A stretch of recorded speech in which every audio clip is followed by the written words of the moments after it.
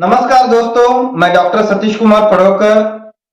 आज हम लोग उस कवि के बारे में चर्चा कर रहे हैं जिस कवि ने हिंदी साहित्य का मुहावरा बदला, हिंदी साहित्य को एक नया आयाम दिया।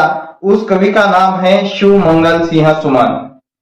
हिंदी में बहुत सारे कवियों ने अपनी लेखनी चलाई है, अलग अलग विषयों को लेकर लिखा है, लेकिन शिवमंगल सिंह सुमन की कहानी कोई निराली है। शिवमंगल सिंह सुमन ने जिन बातों को अपनी आंखों से देखा है, अनुभूत किया है, उन बातों को उन्होंने क्या किया है, साहित्य के माध्यम से लोगों के सामने अभिव्यक्त किया है।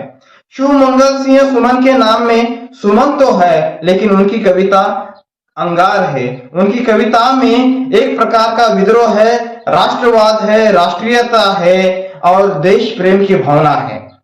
शिवमंगल सिंह सुमन स्वाधीनता आंदोलन में तो शरीक हुए थे, उसके साथ साथ शिवमंगल सिंह सुमन ने चंद्रशेखर आजाद जैसे क्रांतिकारकों को मदद भी की है और उसके साथ साथ ही अपनी कविताओं के माध्यम से लोगों को चेतित करने का, प्रेरित करने का, आजादी की लड़ाई में शरीक करने का काम शिवमंगल सिंह सुमन ने किया है। उनके वैचारिक जो विचारधारा है उनकी, उसके संदर्भ में कहा जाता है, एक तरफ शिवमंगल सिंह सुमन के ऊपर युवा अवस्था में मार्क्सवाद का प्रभाव है और दूसरी तरफ गांधीवाद का या गांधी जी की विचारधारा का प्रभाव है। दोस्तों, मार्क्सवाद एक तरफ और दूसरी तरफ गांधीवाद, ये इन दोनों का अगर समन्वयित रूप जो है वो समन्वयित रूप ही मानवतावाद है और असल में शिवमंगल सिंह सुमन मानवतावादी कवि है और मानवता और मनुष्य उनकी कविता के केंद्र में है।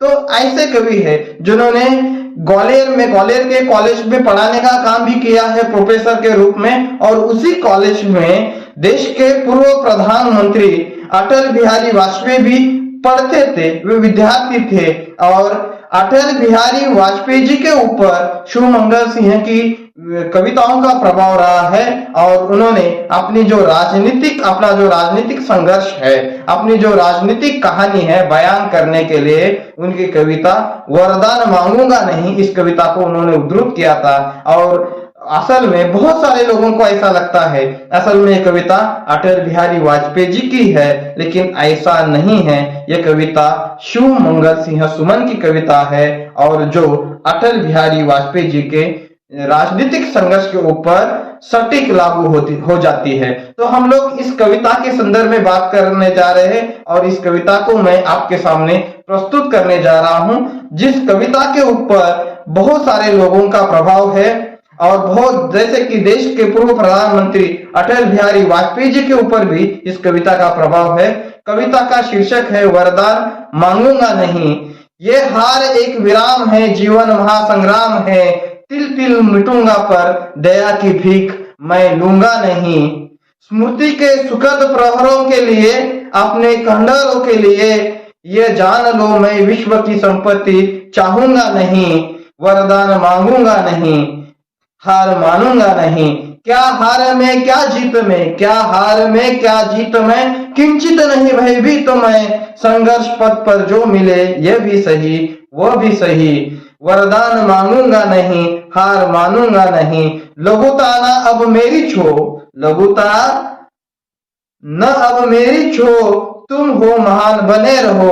अपने हृदय की वेदना मैं व्यर्थ त्यागूंगा नहीं, अपने हृदय की वेदना मैं व्यर्थ त्यागूंगा नहीं। वरदान मांगूंगा नहीं, चाहे हृदय को ताप